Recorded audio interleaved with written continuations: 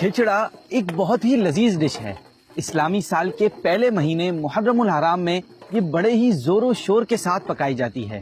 یہ روایت کب اور کیسے شروع ہوئی؟ So let me take you far back in the past on the arc of حضرت نوح علیہ السلام۔ جی ہاں، جب حضرت نوح علیہ السلام کی کشتی طوفان نوح کے بعد جودی پہاڑ پر آ کر رکی تو وہ 10 محرم الحرام کا دن تھا۔ تو انہوں نے کشتی میں موجود 7 قسم کے اناج جس میں بڑی مٹر، جو، گیہوں، مسور، چنا، چاول اور پیاز کو ایک ہنڈیا میں ڈال کر پکایا تو کھچڑے جیسی ایک ڈش تیار ہوئی۔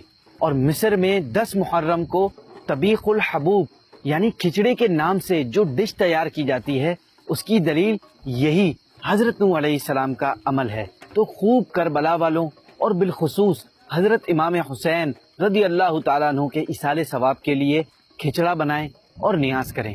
سی یو نیکسٹ ٹائم۔ السلام علیکم ورحمۃ اللہ وبرکاتہ۔